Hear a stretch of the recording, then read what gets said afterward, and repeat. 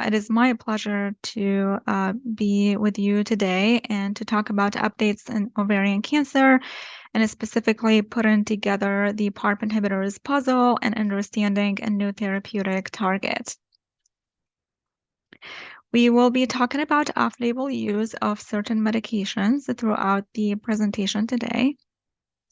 And for today's learning objectives, we will talk about, or we will summarize the clinical evidence that prompted the changes and indications of the PARP inhibitors, and we will discuss key patient counseling points for both PARP inhibitors and mirvetuximab soravtansine, and we will apply best practices for monitoring and managing the drug-related toxicities of mirvetuximab soravtansine. Epithelial ovarian cancer is the leading cause of death from gynecologic malignancies in the United States. It is the fifth most common cause of cancer mortality in females. The median age at diagnosis is about 63 years, and more than 50% of patients present with a distant advanced disease, unfortunately. The relative 5-year survival ranges from 90% for patients with localized disease to 30% in patients with distant disease. And the ultimate goal of a treatment is a cure. However, the 3-year rate of recurrence is about 70% in patients, despite using first-line primary surgery and a platinum-based chemotherapy in patients with advanced disease. So epithelial adenocarcinoma comprises the majority of all cases, and it is further categorized into histologic subtypes, with the high-grade serous ovarian cancer being the most common.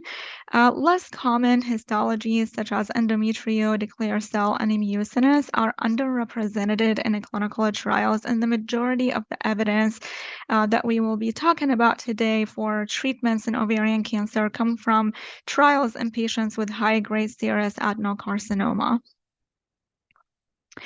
While the genetic testing topic is outside of the scope of today's presentation, it is a very important aspect of a treatment because it does help us select the best maintenance treatment in the first-line setting, as well as other settings. So mutations in tumor suppressor genes such as BRCA1, BRCA2, TP53 accounts for about 5 to 10% of cases.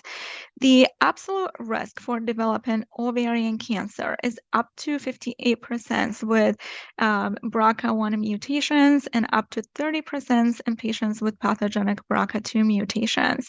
So testing is really recommended to identify germline BRCA1 or 2 status, somatic BRCA mutations, as well as homologous recombination status. So when we think about the selection of the best first-line maintenance therapy for patients with ovarian cancer, after having received and responded to primary platinum-based chemotherapy, and then the response that we're looking for complete or partial response, we need to ask ourselves, the next question would be if bevacizumab was given during primary treatment or not. If no bevacizumab was given during the primary platinum-based chemotherapy, then we need to know if the patient has mutation in BRCA, what is their homologous recombination status. So in patients who do not have pathogenic mutations in BRCA, whether germline or somatic, then the NCCN guidelines do recommend either observation if the patient has a complete response, that's an option, or niraparib or rucaparib, and these are category 2A recommendations. Keeping in mind that rucaparib is actually not FDA approved in this line for ovarian cancer.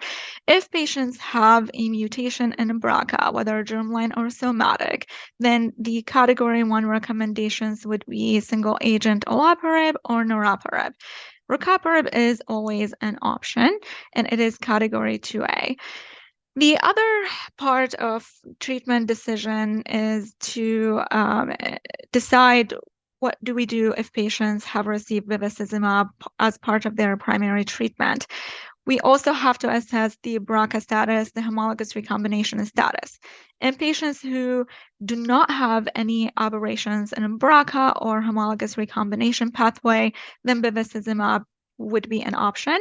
However, in patients with germline or somatic BRCA mutation and or homologous recombination deficiency, then add olaparib to bevacizumab is a category 1 recommendation, while niraparib is an option to be added to bevacizumab. This is not an FDA-approved combination, but it's an option if patients are unable to tolerate olaparib. Monotherapy or single-agent PARP inhibitors are always an option, but keeping in mind that data of PARP inhibitors in this setting after treatment with bevacizumab is lacking. So we talked a lot about BRCA mutations, homologous recombinations, but what is really homologous recombinations? Why is it important? Homologous recombination is one method that the cell uses to repair double-strand breaks in the DNA. It is a highly accurate mechanism that the cell utilizes where the sister chromatid is used to fix any double-strand breaks. So this is a very important step for cell survival.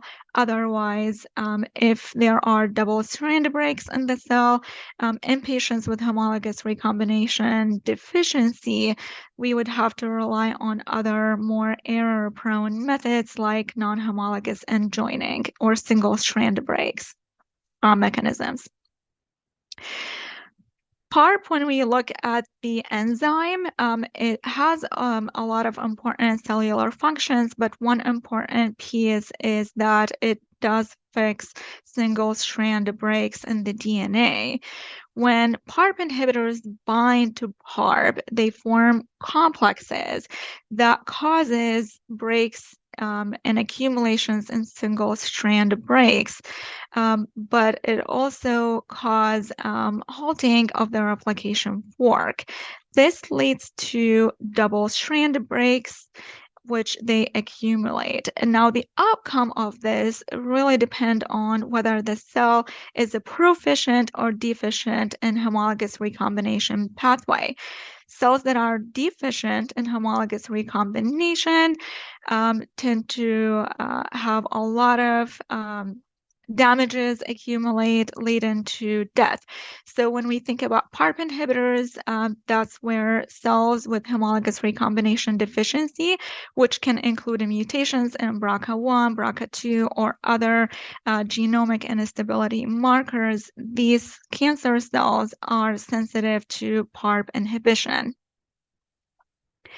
Now let's talk about changes to the FDA indications of PARP inhibitors.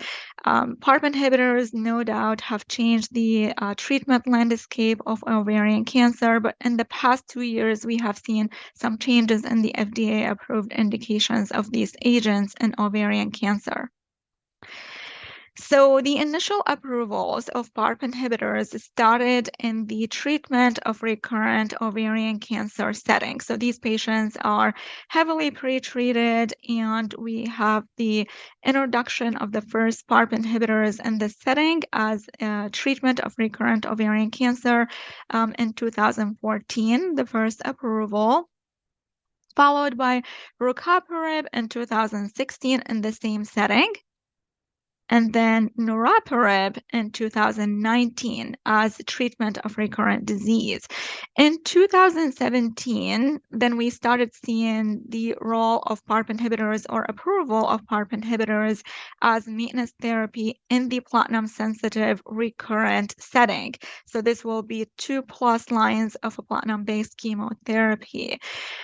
These indications started with olaparib in 2017, niraparib in the same year, and then rucaparib in 2018. This indication was for all patients, irrespective of a BRCA status, irrespective of homologous recombination status.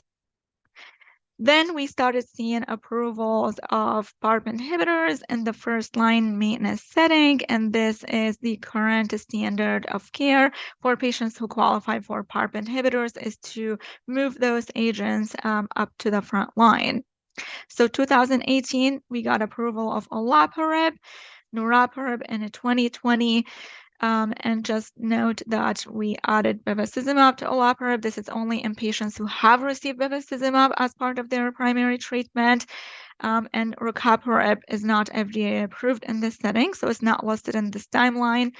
2022, that's where we started seeing a lot of changes in the FDA approved indications with the removal of all indications to treat recurrent ovarian cancer across all PARP inhibitors. So this indication is no longer approved.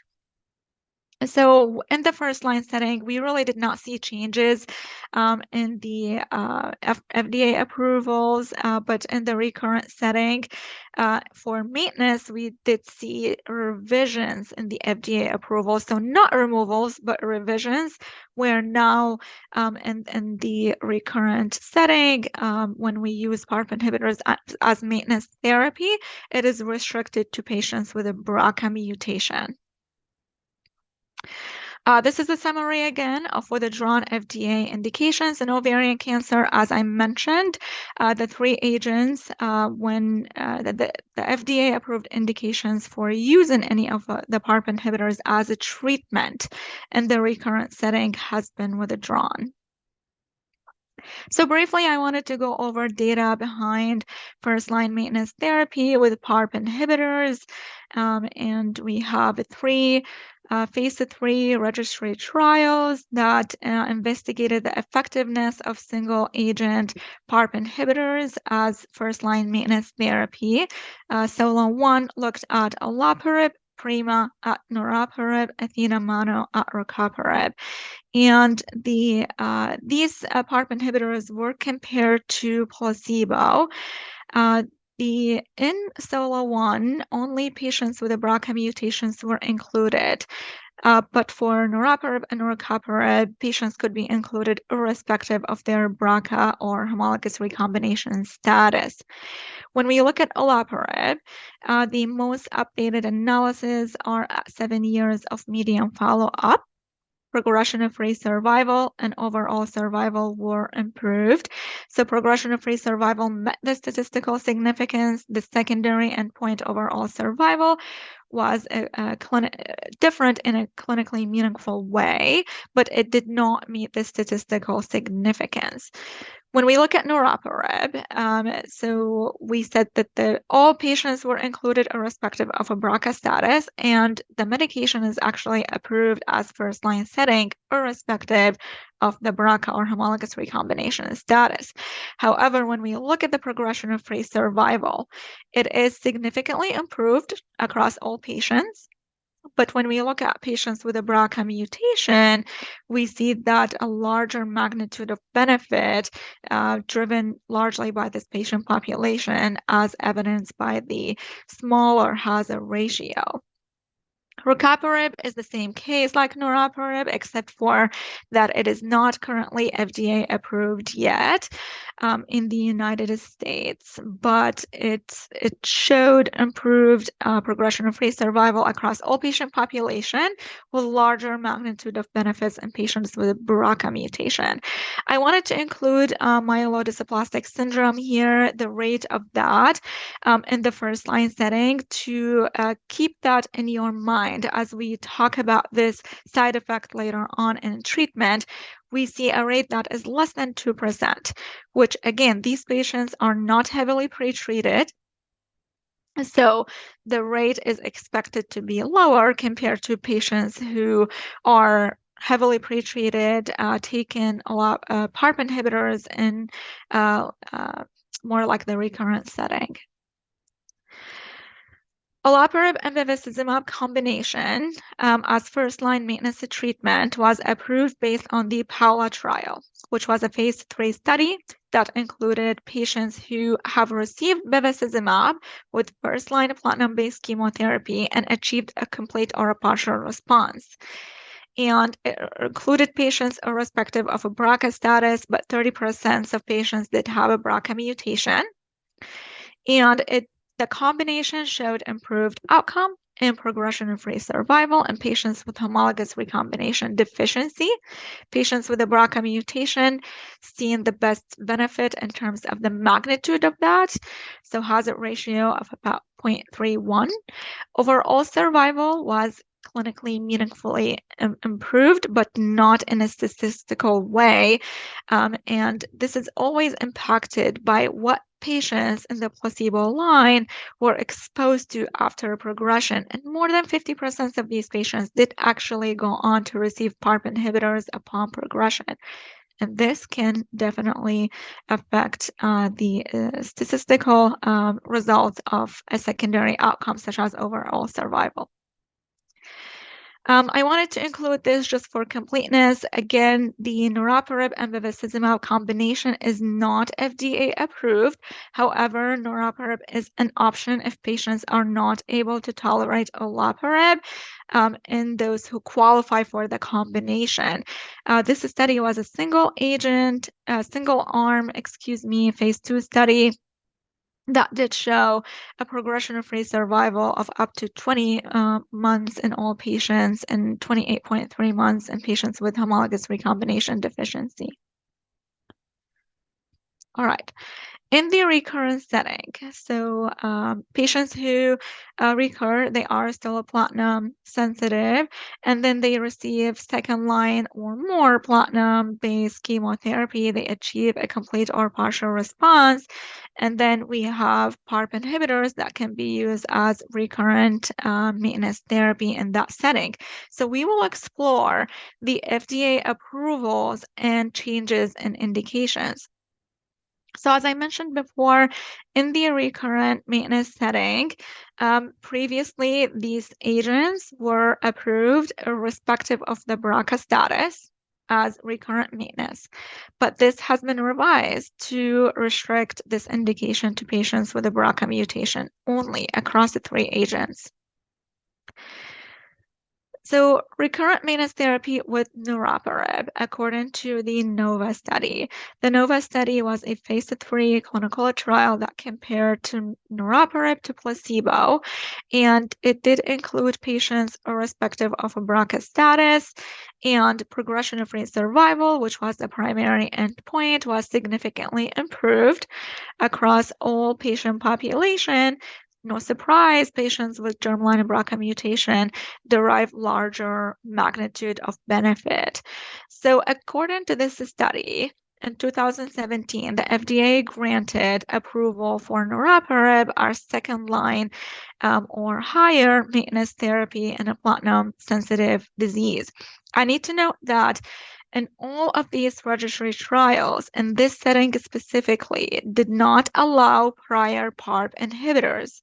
So all these patients were naive to any PARP inhibitors in this setting, and it makes sense because the FDA approvals was not available for first-line settings.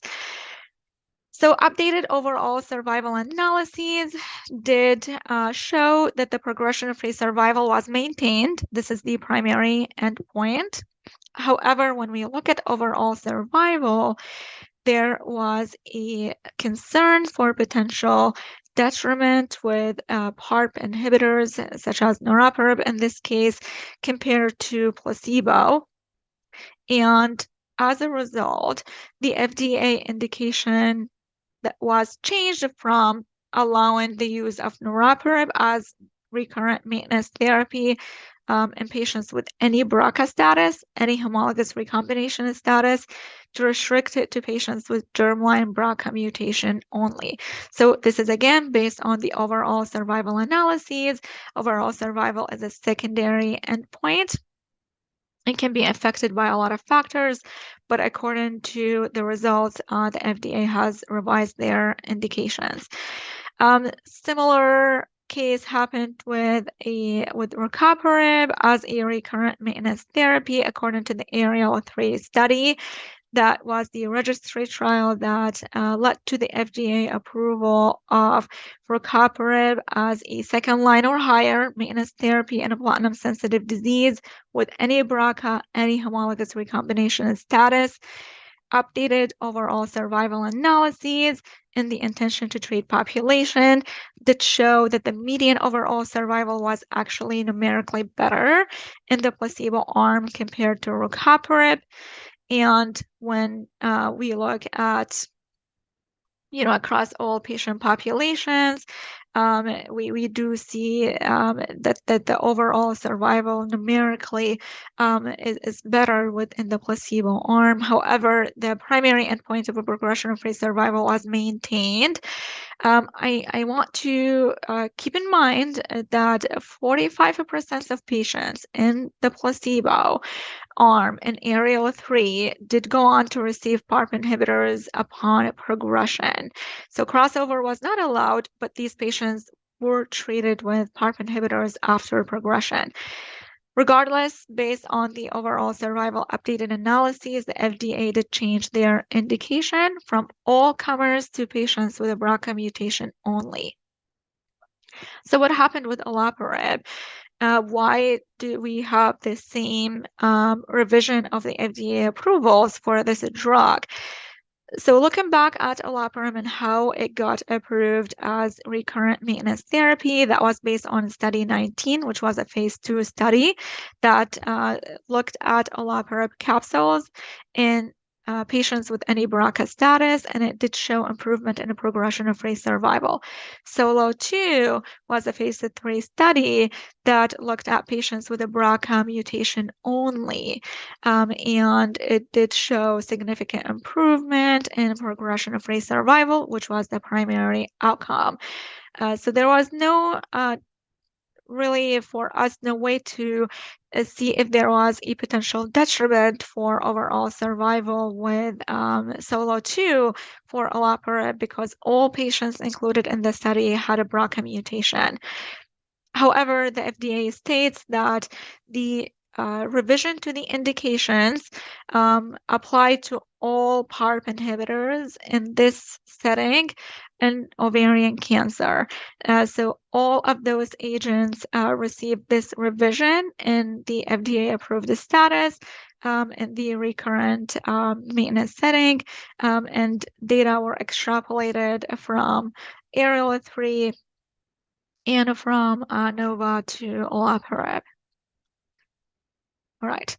Now, moving on to treatment of recurrent ovarian cancer with PARP inhibitors. So if you remember, that was the first FDA-approved indications of PARP inhibitors in ovarian cancer to treat patients who have progressed on 3 or higher lines of therapy.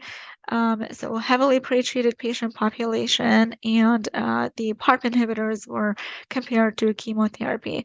As a reminder, these indications have been withdrawn across all patients irrespective of a BRCA status.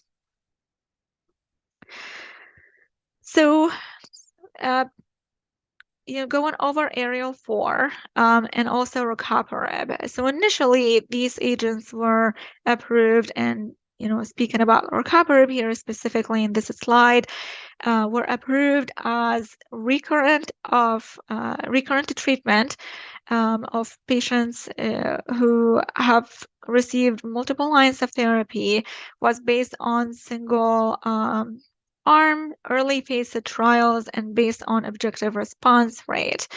Then Aerial 4 was a confirmatory phase 3 trial that compared rucaparib to chemotherapy in patients who have received 2 or more prior lines of a treatment.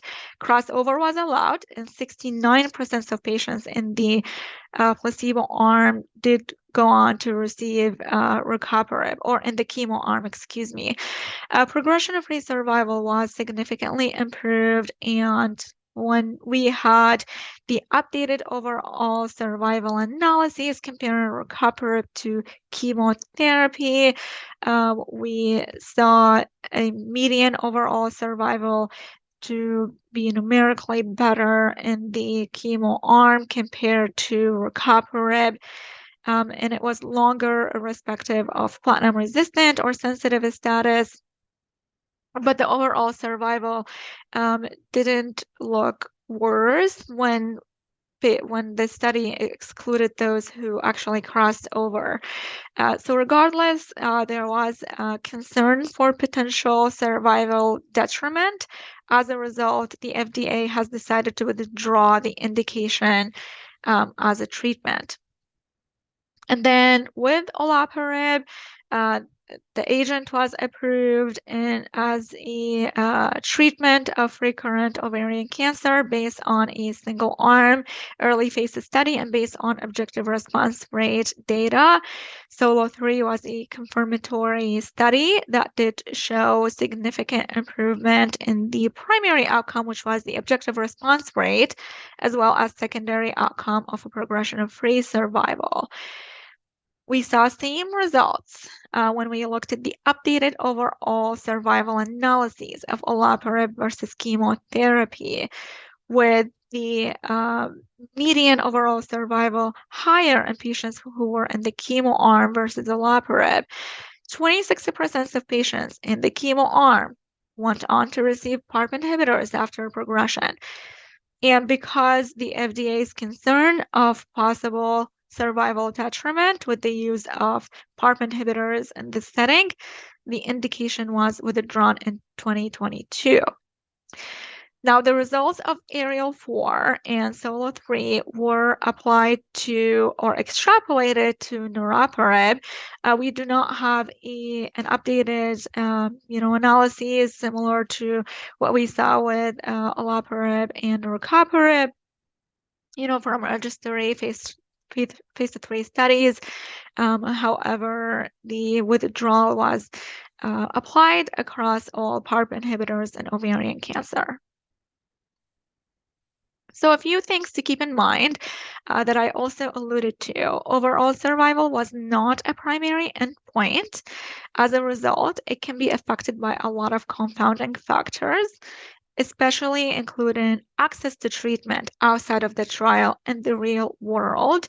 We have patients on two arms of a treatment, so the PARP inhibitors arms or the placebo arm or the chemotherapy arm.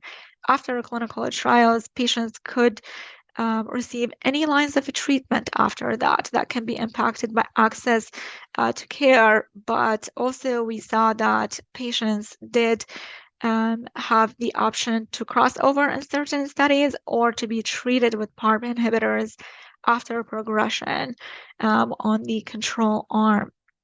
So that definitely can impact the outcomes. And then how does that look like for us in the contemporary today's practice? So as I mentioned before, given the benefit of using PARP inhibitors as first-line maintenance therapy in patients who qualify for them, we are seeing more and more use of these agents in the frontline setting and not necessarily waiting until recurrent setting. So hoping to see less of that, hoping to see more patients who qualify for PARP inhibitors receive that in the first line setting. And also, what about PARP inhibitors after PARP inhibitors? What are the data for that? What is the risk for secondary hematologic malignancies? So all of these points are not going to be discussed in details today due to time constraints, but these are things to think about when we put the FDA-approved changes to the indications in perspective and in context. So what is the current place and therapy for PARP inhibitors? This is just to summarize what we talked about so far. When we look at the first line setting, so first line maintenance setting, an option we have olaparib, as well as olaparib and bevacizumab in patients who have received bevacizumab as part of their primary treatment, and niraparib. So those three agents are category 1 recommendations by the NCCN guidelines based on the level of evidence in patients with a BRCA mutation. Rucaparib is an option as a category 2A in this setting, and that can be an option in patients with a BRCA mutation, without a BRCA mutation, and or with homologous recombination deficiency. Niraparib is approved in all comers in this treatment setting. However, it is a category 2A in patients who do not have aberrations in BRCA. And then when we look at the recurrent setting, we did see revisions in the FDA-approved indication, but what does the NCCN guidelines say about their use in the recurrent maintenance setting? It is a category 1 recommendation for use as maintenance, and this applies to all 3 PARP inhibitors. If patients have a BRCA mutation and did not receive a prior PARP inhibitors. It is a category 2A if patients have a BRCA mutation and did not progress on a prior PARP inhibitor. All right, so now let's talk about the toxicities and patient counseling points of PARP inhibitors. And we'll talk about the nuances of each agent. We'll talk about common side effects that are shared among the 3 agents and different counseling points and different management strategies. But starting with olaparib, it is available as tablets only. I refer you to the package insert for further details on dosing and additional information on renal and hepatic dosing. But unique side effects with olaparib include skin rash, creatinine elevation, and the creatinine elevation is due to inhibition of renal transporters such as the MATE1, MATE2K, as well as the organic cation transporter 2 or OCT2. So this leads to elevation in creatinine without impact on glomerular filtration. And we also see rarely non-infectious pneumonitis with the agent. With niraparib, it was recently changed from capsules to tablets, and the starting dose is based on patient's baseline weight as well as a platelets. And the reason for that is to reduce the risk for hematologic toxicities, specifically myelosuppression with this approach. And monitoring, in addition to complete a blood count and differential that is required with other PARP inhibitors, the frequency is different here, where it is required that we obtain CBC at baseline, weekly for a month, monthly for a year, and periodically thereafter. Blood pressure and heart rate are also other requirements for monitoring that we need to do at baseline, weekly for 2 months, monthly for a year, and periodically thereafter. As I mentioned, with respect to unique side effects, we do see more hematologic toxicities with olaparib, with niraparib, when compared to other PARP inhibitors, as well as insomnia, hypertension, and neurologic side effects that we will be talking about later. Rucaparib is available in tablets. It does have more flexibility in terms of dose reductions. So it goes up to 3 levels, and unique side effects include rash and photosensitivity, liver enzyme elevation, and a creatinine elevation that shares the same mechanism with olaparib with respect to inhibiting the renal transporters without affecting glomerular filtration. So comparing the PARP inhibitors, again, I will not go over all the details when comparing these 3 agents, but with respect to requiring renal dose adjustment, this is something that's required with olaparib. And niraparib does require hepatic dose adjustment. When we look at the metabolism, I always have a drug interactions in mind. So olaparib is a major substrate of CYP3A4, and it can be affected by inhibitors and inducers of this isoenzyme. rucaparib is primarily metabolized by CYP2D6, so we need to keep an eye on inducers and inhibitors of CYP2D6, but it can also impact other medications. So it weakly inhibits other CYP enzymes such as 1A2, 3A4, 2C9, and 2C19, which could have implications for drugs with narrow therapeutic windows such as warfarin. But when we look at metabolism, niraparib, it doesn't really go through the CYP 450 pathway, so it tends to be less affected by those inducers and inhibitors. And comparing these side effects across these three agents when they are used in the first-line setting, so these numbers come from those registry trials as in the first-line maintenance setting. So we see nausea is common across all agents, but the numbers do look higher with olaparib compared to niraparib and rucaparib. And fatigue, we see that across those three agents. And when we specifically look at hematologic toxicities, anemia, thrombocytopenia, neutropenia, we see much higher rates with niraparib, and this includes any grade and higher grades as well.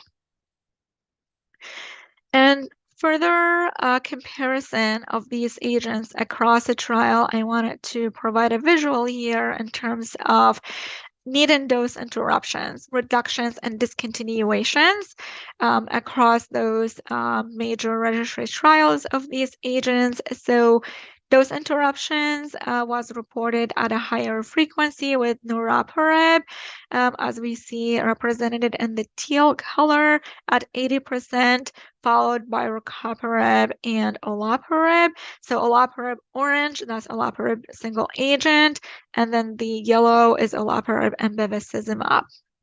Dose reduction, same story. We saw higher frequency of need and dose reduction of niraparib for side effects compared to rucaparib and olaparib.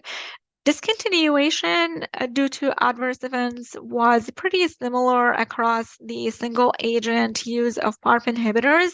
20% is with the olaparib and bevacizumab, and when I further looked at that, it did include a lot of other reasons for discontinuation. So when you look at it specifically, reasons for discontinuations because of adverse events, it's about 15% in Paula 1. So as I mentioned before, cure is the goal of a treatment in the first-line setting for these patients. We saw the significant improvement in outcomes for these patients when PARP inhibitors are used as first-line maintenance therapy. So general approach to managing side effects to maximize patients' ability to stay on those PARP inhibitors and complete the 2 to 3 year regimen can really depend on how we manage those side effects and how we approach them and when. So we want to make sure that patients have adequate recovery from chemotherapy before initiating PARP inhibitors. We need to educate the patients on what to expect. So what are their expectation of us in clinic? What are our expectations of them with respect to doing monitoring labs and reporting symptoms to us? And also implementing a proactive adherence and toxicity assessment programs can be very beneficial here, especially for the first 12 weeks of a treatment where we see the majority of adverse events happening. So in in a setting where we may not have access to a lot of resources, choosing, how do we really focus our efforts here with respect to adherence and toxicity assessment, choosing the first 3 months as opposed to continuously may be an option. Ideally, we do want to continue to monitor these patients for as long as we could, but this is something to consider in any resource-limited institutions. So nausea, vomiting, as I mentioned, it tends to be a class effect, maybe more common with olaparib compared to other PARP inhibitors. Across all agents, these are considered moderately to high emetogenic, while prophylaxis with anti-nausea medications is not necessarily required. The recommendation would be to send prescriptions for take-home breakthrough nausea medications when we prescribe PARP inhibitors to make sure that patients have those ready at home in case they need them, and quickly escalate in the regimen to secondary prophylaxis when patients develop nausea and or vomiting, and we can definitely escalate those regimens and add olanzapine or other agents that we have available in our arsenal. And additional recommendation we can also consider include dose titration over 1 to 2 weeks. And this can really help us identify what's the best tolerated dose for specific patients. And also switch into bedtime if niraparib is prescribed, interrupting and dose reductions, especially if patients need an anti-nausea medications around the clock. Nausea is impacting their performance status and causing more than 5% weight loss. Fatigue is one of the most challenging side effects to manage and also to quantify. It is hard to quantify in an objective way, and we do rely on impact on activities of daily living. But what's important with the fatigue is that we need to screen for other etiologies and correct those. For example, we want to make sure that the patient's anemia is addressed, that their nutrition status is adequate, that they do not have issues with sleep or stress, anxiety, depression, and also pain management is very important. All these aspects can affect patients' energy level, but the Category 1 recommendations by the NCCN guidelines include physical activity such as yoga and other exercise regimens, and also massage therapy. So these are things to consider when counseling patients. Hematologic toxicities, I will not go over the details here. A lot of those are very well described in the package insert. However, things to keep in mind with hematologic toxicities: when do they occur? How severe are they, especially after holding PARP inhibitors? Because in the back of our mind is always the risk for myelodysplastic syndrome. And as I was mentioning, with myelodysplastic syndrome, this is not a common side effect, but when it occurs, it's pretty significant. It has high mortality, up to 45%. And in a meta-analysis that looked at PARP inhibitors versus control, the risk was significantly higher with PARP inhibitors. Now, risk factors such as the number of prior lines of chemotherapy, including platinum-based chemotherapy or pre-existing TP53, and other factors are very important when we assess patients' baseline risk for developing myelodysplastic syndrome. So we definitely want to interrupt PARP inhibitors if we are suspecting myelodysplastic syndrome and start the workup. So we do need to do weekly labs and then assess for the time it takes to recovery and refer to our hematologist colleagues. Drug-specific toxicities, so cutaneous, I talked about this. We do see this in a clinic quite often, which is usually skin dryness, itchy rashes that can happen with PARP inhibitors. So counseling patients on the use of sunscreen and moisturizers. Also, the options to dose adjust or switch agents, as well as refer to dermatology if needed. And then with niraparib, hypertension is an off-target effect, and that's something that we need to monitor for. With respect to neurologic side effects, we see that with niraparib, this is really rare, and it's in the form of posterior reversible encephalopathy syndrome. I do counsel patients on headaches, visual changes to report that to a clinic immediately. We do monitor for hypertension as well. And pneumonitis, this is a diagnosis of exclusion, and it is more commonly reported with olaparib. So I do counsel patients on reporting to us any worsening or a new dry cough or other respiratory symptoms.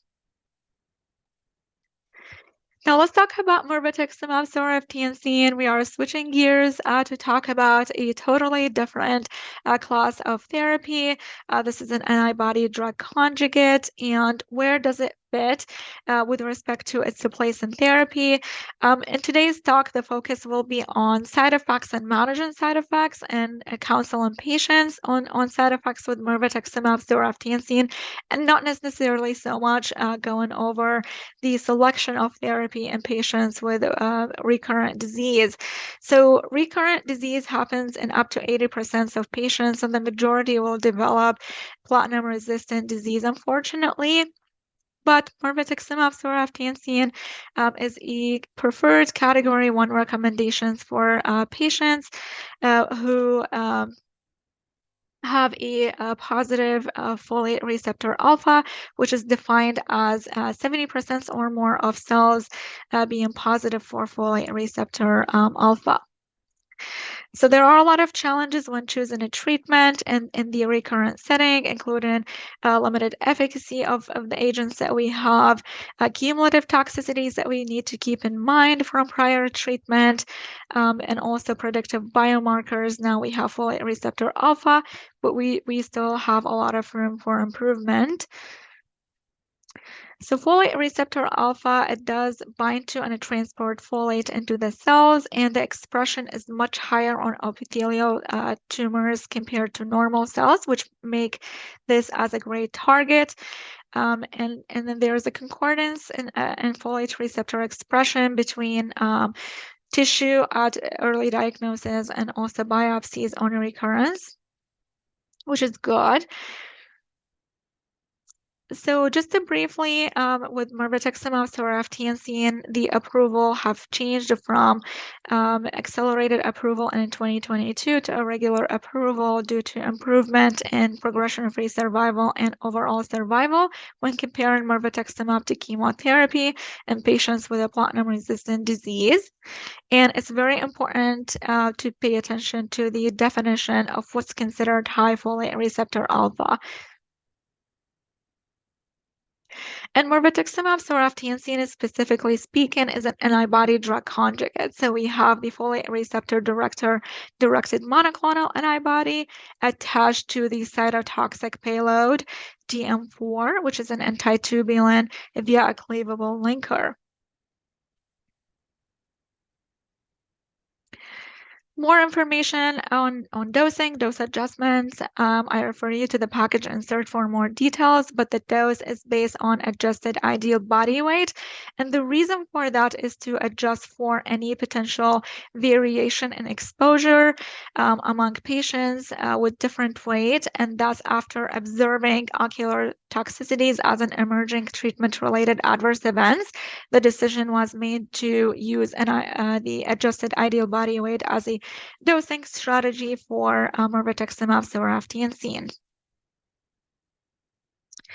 When mirvetuximab is combined with bevacizumab, things to keep in mind are the compatibility of each agent with each solution. So mirvetuximab need to be infused before bevacizumab to align with how it was studied in clinical trials that are cited here in the slide for you. But mirvetuximab is incompatible with normal saline, and bevacizumab should not be mixed with dextrose solution. So things to keep in mind for our nursing and staff pharmacists who prepare the treatment. So with side effects, there are infusion-related reactions, GI, peripheral neuropathy, pulmonary, and ocular. Due to time constraint, I do want to focus on ocular toxicity for the last 5 minutes. So ocular toxicity was reported in about 60% of patients. It is mostly reversible, and it is an off-target toxicity. So when they looked at the type of side effects that typically affect the epithelium of the cornea, and looked at folate receptor alpha expression, which was absent in the cornea. And the fact that we have observed ocular toxicities with mitensinoid derivatives, cytotoxic payloads, and other antibody drug conjugates all refer to the fact that this is an off-target antigen-dependent side effect.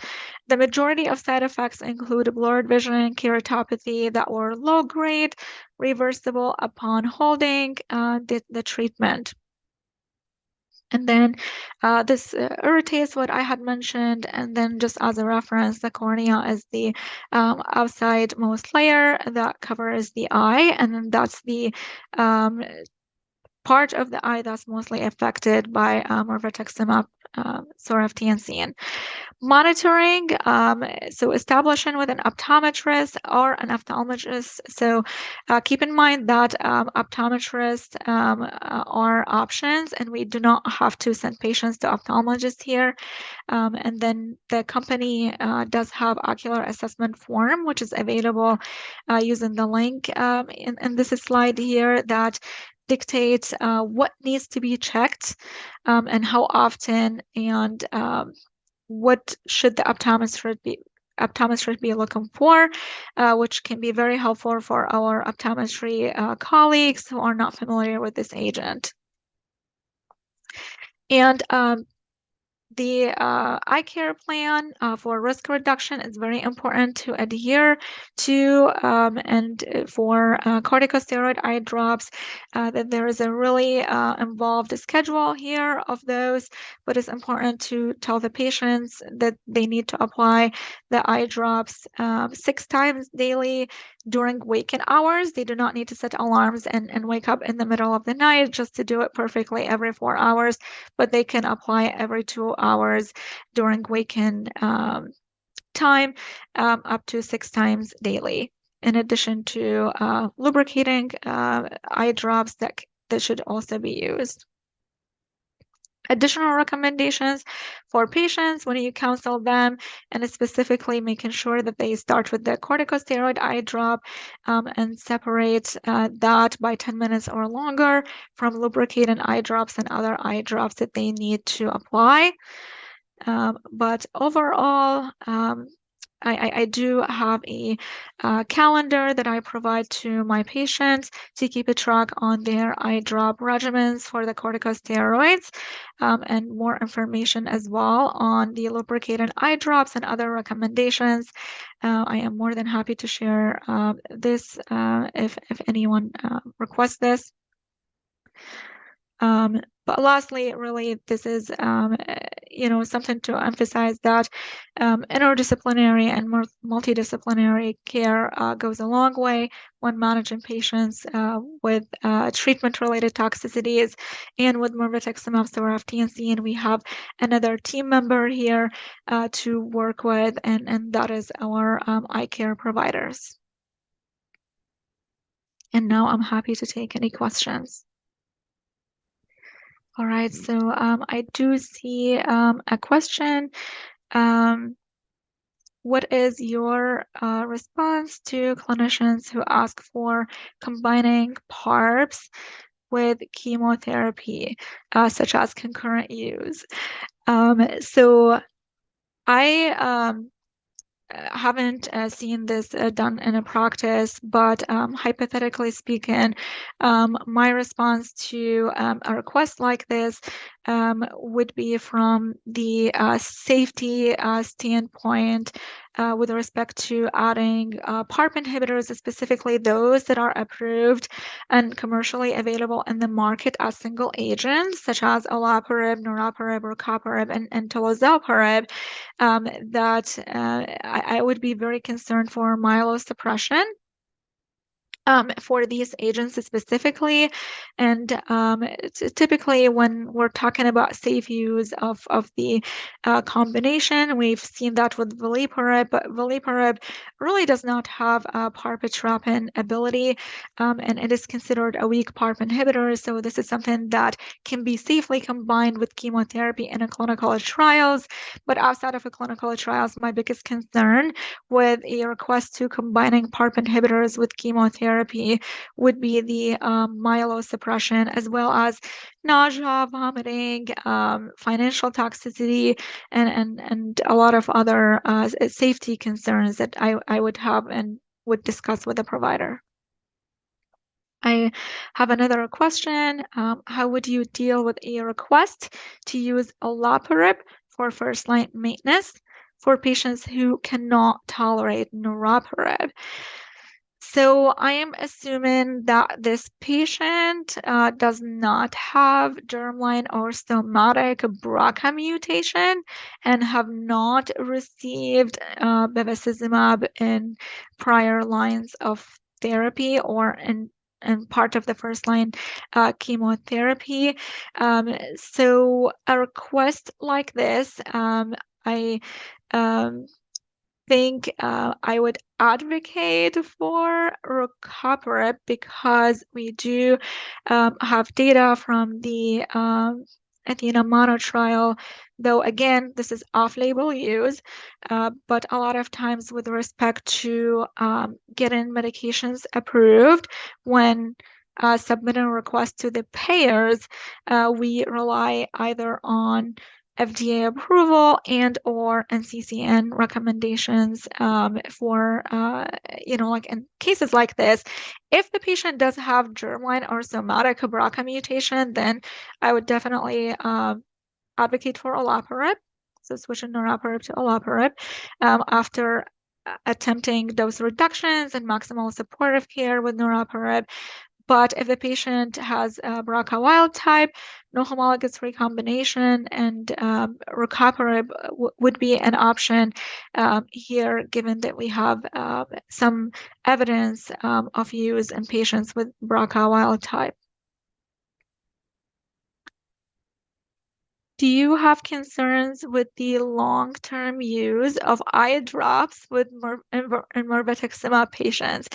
That is an excellent question that had prompted me in the past to discuss with our colleagues and the manufacturer, as well as looking at other studies that have led to the FDA requiring corticosteroid eye drops with mirvetuximab soravtansine.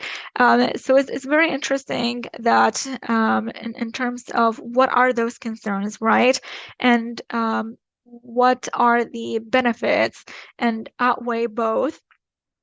So, for example, generally speaking, if and to give you a background on requiring corticosteroids eye drops with mirvetuximab soravtansine, an early phase study that was conducted, I believe, in 2019, they did look at primary prophylaxis with corticosteroid eye drops versus none, and then adding the primary prophylaxis did help reduce the need to dose reduce mirvetuximab and to discontinue mirvetuximab, but they did not change the onset to developing ocular toxicity, and it did not change the frequency.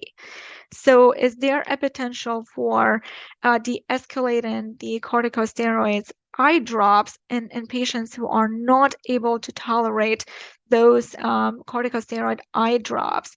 Then that's a discussion to be had with patients and providers, understanding the background of needing corticosteroid eye drops. However, in a patient who does not have contraindication to corticosteroid eye drops, the recommendation would be to stick with the regimen.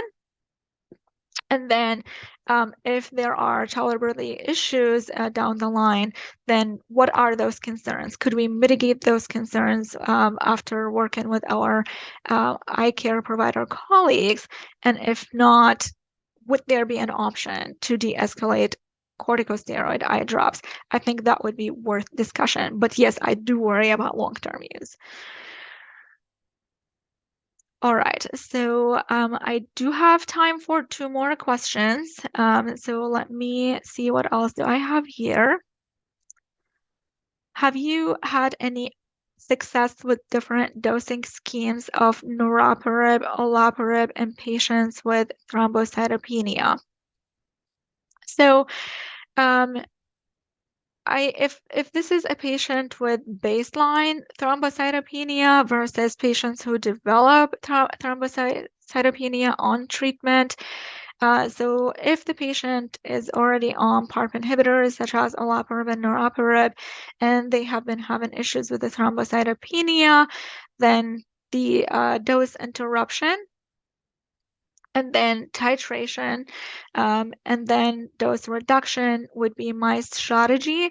However, with the thrombocytopenia, and especially if you notice that there is bicytopenia or additional pancytopenia, and then you hold the olaparib and or niraparib and check weekly. If you do not see an improvement with within 4 weeks of holding, and especially if these cytopenias, thrombocytopenia or another leukopenia occur, and it's after 3 months of a treatment, I would be concerned for myelodysplastic syndrome, but dose reduction would be the best approach, and to also screen for any other antiplatelet agents that the patient may be on. And I think I have time for one more question. When using olaparib and bevacizumab, do you drop out the bevacizumab after 15 months of maintenance? I have to say this is a great question to the treating provider and also the patients. However, in our practice here, we do stick with the guidelines recommendations as well as with a package insert recommendations. So the goal would be to stop bevacizumab after completion of maintenance therapy, and we do the same thing with PARP inhibitors. We stick to the duration of 2 to 3 years based on the agent that you're utilizing. But could there be a role for continuing bevacizumab if you're achieving less than an optimal complete response?